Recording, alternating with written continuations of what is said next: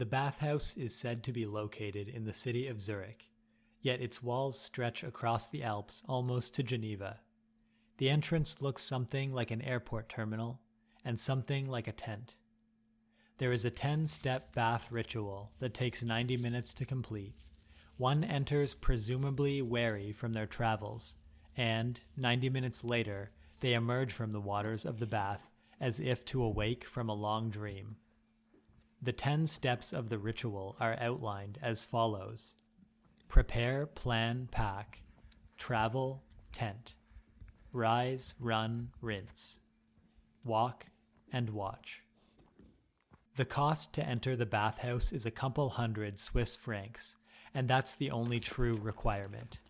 This being said, the bathhouse is only fully open for just over 1 week each year in September, so one must prepare to visit the bathhouse sometime in advance to ensure their schedule is clear and that the bathhouse isn't fully booked.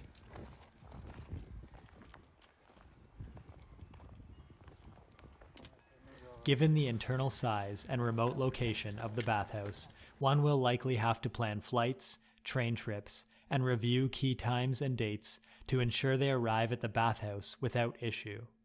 Visiting the bathhouse can at times be physically and mentally demanding.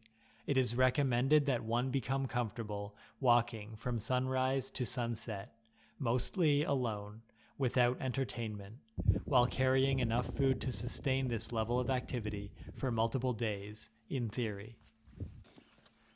The bathhouse is co-ed. One is instructed to arrive in the clothes they would normally wear day to day and make use of the bathhouse change rooms to don athletic attire when required. Various items are recommended for one to carry should the bathhouse become too hot or too cold during their stay. Feeling that one has traveled a long distance for an activity raises their perception of its value. It's often necessary to travel quite far to reach the bathhouse, and that's very intentionally step 4. The act of long-distance travel puts one in the desired mindset in order to receive the full benefits of the bathhouse.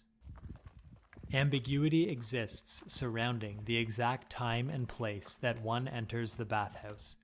Indeed, we are on step 5, and one has not yet physically entered the bathhouse. The process by which one thinks about visiting and physically approaches the bathhouse is as important to their overall enjoyment of the experience as the steps that they complete while inside the bathhouse. One may choose to spend the night prior to visiting the bathhouse in a hotel or tent. A tent is recommended as, in the evening, one may be visited by a small observer in a fur coat. This observer will not speak, but may select various plants and tent flaps on which to chew. One is advised to lightly push the observer away in this case to protect their tent, but so as not to offend. Rise well rested early in the morning. Catch a special train to the mountainside village of Finho. Here we pause briefly in celebration that we've made it this far in good spirits before embarking on step 7 of the bath ritual, race. We race from Finho back to our tent, yet Finho is merely a checkpoint in the much larger full bath ritual. But the full ritual takes longer than 90 minutes, and who has the time? Rinse in the showers at the campground and travel by train to Zurich. Rinse again in the showers of the Hotel Ruby. Walk along the waters of the canal to arrive at the innermost chamber of the bathhouse.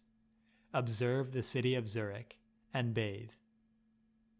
The final step, watch. Return to Hotel Ruby. On Tuesday nights, the Hotel Ruby airs The Matrix Resurrections in the Cozy Theater on level -1.